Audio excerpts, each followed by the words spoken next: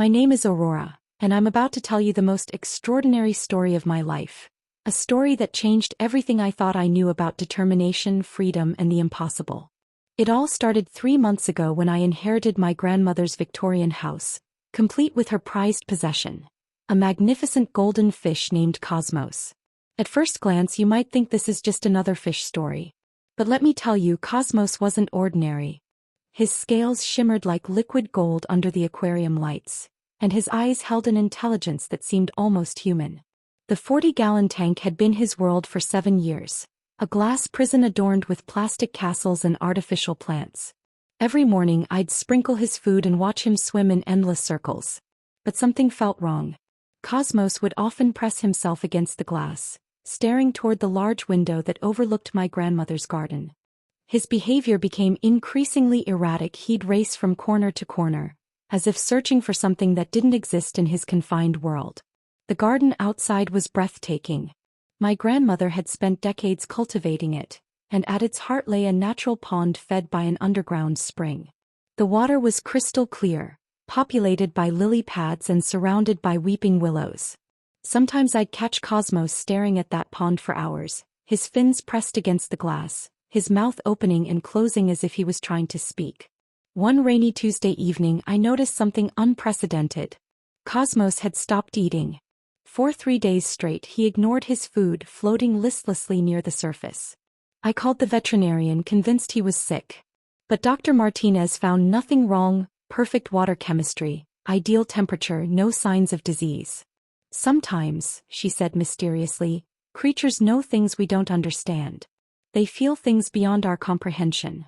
That night I sat beside his tank, studying his behavior more carefully than ever before. Cosmos positioned himself at the front corner of the aquarium, the point closest to the garden window. His entire body seemed to vibrate with an energy I'd never witnessed. His golden scales caught the moonlight streaming through the window, creating an almost supernatural glow. "What are you trying to tell me, buddy?" I whispered. As if responding to my question, Cosmos began swimming in a specific pattern, not his usual aimless circles, but deliberate movements forming what looked like a figure eight over and over again. The symbol of infinity. The symbol of endlessness. At that moment I realized that Cosmos wasn't just a fish trapped in glass, he was a prisoner with a plan. The next morning changed everything. I was in the kitchen making coffee when I heard a sound that shouldn't exist, a wet, slapping noise coming from the living room. My heart raced as I rushed toward the sound, and what I saw defied every law of nature I thought I knew. There on my hardwood floor was Cosmos.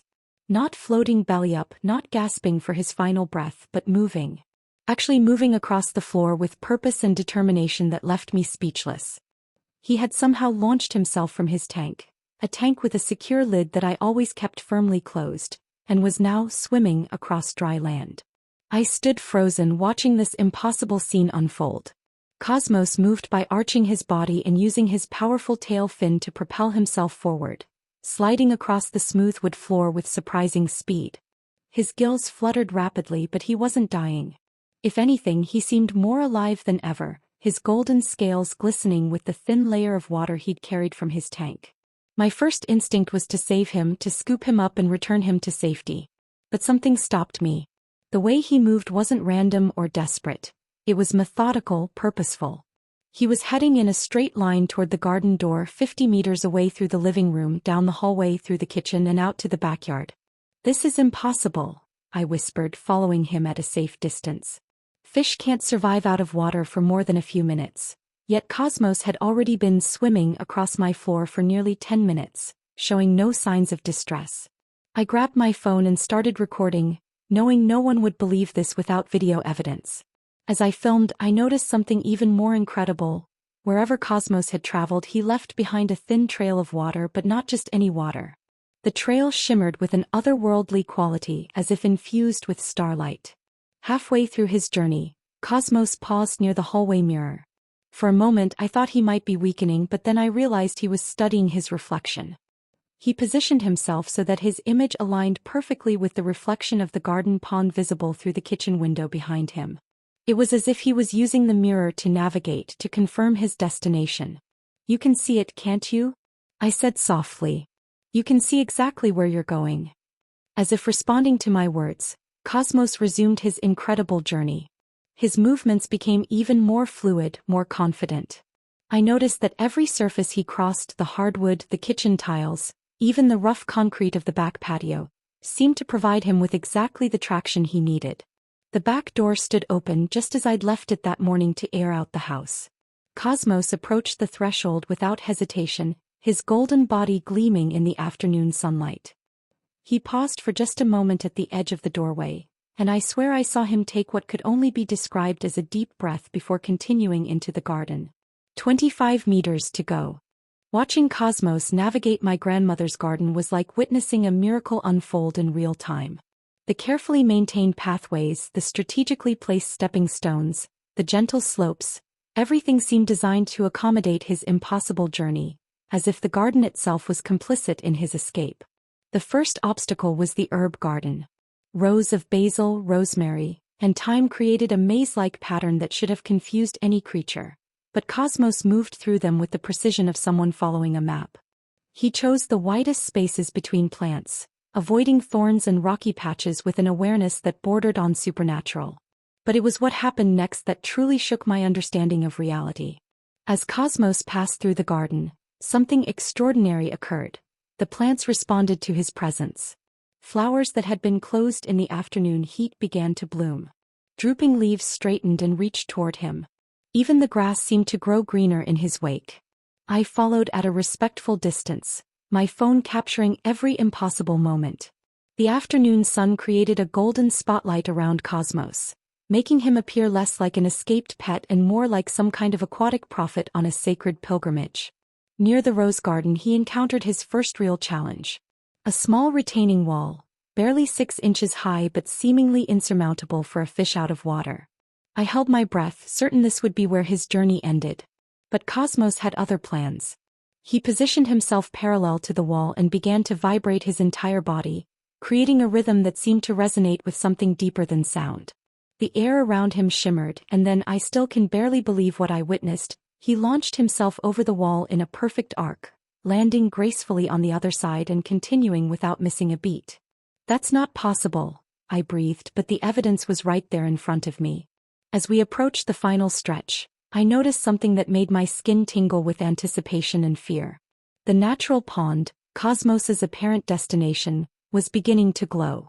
Not metaphorically, literally glow with a soft, silver-blue light that seemed to emanate from its depths. My grandmother had always claimed the pond was fed by an underground spring, but she'd never mentioned anything about luminescent water. Yet as Cosmos drew closer, the glow intensified, as if the pond was awakening from some ancient slumber. The weeping willows surrounding the pond began to sway despite the absence of any wind. Their branches dipped lower, creating what looked like a natural cathedral around the water's edge. Birds that had been silent all day suddenly burst into song, not their usual cheerful chirping, but something haunting and beautiful that raised goosebumps on my arms. 10 meters from the pond, Cosmos paused again. This time he turned to look directly at me, and in that moment, I understood that this wasn't just about a fish seeking freedom. This was about something much larger, much more significant than I had ever imagined. His eyes held knowledge, ancient, profound knowledge that seemed to pierce through the veil of ordinary reality and show me glimpses of something magnificent and terrifying at the same time. 5 meters from the pond, everything changed. The very air around us seemed to thicken with anticipation, and I felt a pressure in my chest that had nothing to do with anxiety and everything to do with witnessing something that would forever alter my understanding of the world. Cosmos's golden scales began to emit their own light, pulsing in rhythm with the glowing water ahead. But it wasn't just light, it was as if his entire being was resonating with some frequency that existed beyond human perception. The thin trail of water he'd left behind throughout his journey started to shine brighter, creating a luminous path that connected the house to the pond like some kind of cosmic runway. As I watched, transfixed, the impossible became routine. Cosmos's fins began to expand, not physically, but with an energy that made them appear larger, more majestic. His movements became even more fluid, as if the very atoms of the garden floor were rearranging themselves to support his passage. 3 meters from the pond he stopped completely. For a terrifying moment I thought his incredible journey was about to end in failure. But then I realized he was waiting for something or someone. The pond's glow intensified to an almost blinding degree, and from its depths, I heard something that defied explanation. Singing. Not human singing, but a harmony that seemed to emerge from the water itself. It was hauntingly beautiful, filled with longing and hope and something else I couldn't identify. The melody wrapped around us like a living thing, and I found myself stepping closer despite every instinct telling me to maintain my distance. That's when I saw them, shadowy forms moving beneath the surface of the pond. Not fish, not anything I could identify, but shapes that moved with intelligence and purpose. They were gathering, rising slowly toward the surface, as if summoned by Cosmos's presence. Cosmos resumed his movement, but now his journey had taken on a ceremonial quality. Each push forward was deliberate, measured, like he was participating in some ancient ritual that had been performed countless times before. The garden around us seemed to hold its breath in anticipation. 2 meters. 1 meter. And then, at the very edge of the pond, Cosmos did something that shattered my last grip on rational thought. He spoke. Not in words that I could understand with my mind, but in a language that my soul recognized immediately. It was a call, part greeting, part announcement, part something else entirely. The shapes in the water responded, rising faster now, their forms becoming clearer as they approached the surface. As Cosmos positioned himself at the very brink of the pond, I saw what awaited him. They weren't shadows or fish or any earthly creature. They were other golden fish, but larger, more magnificent than anything that should exist in a simple garden pond. Their scales didn't just shine, they blazed with an inner fire that made Cosmos look pale in comparison. And in that moment I understood. This wasn't escape, it was homecoming. Cosmos hadn't jumped from his tank to reach a new home.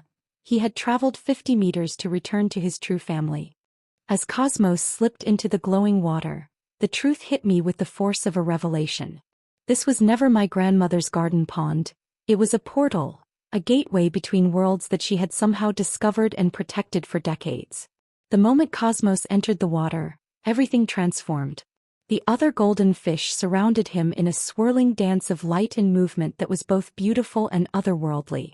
But as they danced, they grew larger, more radiant, and I realized I was witnessing beings from somewhere far beyond our ordinary reality. My phone, which had been faithfully recording everything, suddenly displayed something impossible. Instead of showing the garden pond, the screen revealed what looked like a vast underwater city. Spires of coral and crystal reached toward a surface that wasn't water but pure light. Schools of luminescent creatures moved between structures that defied all architectural logic. And in the distance, I could see golden figures that might once have been fish but had evolved into something magnificent and alien. "You filmed our world," a voice said behind me, and I spun around to find my grandmother standing in the garden, exactly as I remembered her, despite the fact that she had died 6 months ago. "Grandma," I whispered, my voice barely audible. She smiled, her eyes twinkling with the same mysterious knowledge I'd seen in Cosmos's gaze. "I've been waiting for you to discover the truth, Aurora. The pond isn't just water, it's a window between dimensions. Cosmos was never just a pet. He was a guardian watching over our world while serving as an ambassador to theirs. But you're..." I started to say, "dead," but the words stuck in my throat. "I'm exactly where I need to be," she said gently. "Just like Cosmos is now where he needs to be. You see, dear, some creatures aren't meant for glass prisons no matter how comfortable we make them. Some beings carry within them the memory of vast oceans, infinite possibilities, and worlds beyond our imagination." The pond continued to glow, and through its surface, I could see Cosmos swimming freely among his kind, his form now as magnificent as theirs. But as I watched, he turned toward me one final time, and his message was crystal clear. "Thank you for letting me go home." "But why?" I asked my grandmother. "Why did he wait so long?" Her smile was sad and beautiful. "He was waiting for you, Aurora. He was waiting for someone who would witness his journey, who would record the impossible, and who would finally understand that magic isn't fantasy, it's simply reality that we haven't learned to see yet." As she spoke, I looked down at my phone and realized the most shocking truth of all. The video I had recorded wasn't just documentation of Cosmos's incredible journey. It was proof that miracles exist in the spaces between what we know and what we're brave enough to believe. My grandmother began to fade like morning mist, but her final words echoed with perfect clarity. Some stories are too important to keep to ourselves, Aurora. The world needs to know that wonder still exists. And now, as I share this with you, I realize that Cosmos's 50-meter journey across my floor wasn't just about a fish finding freedom.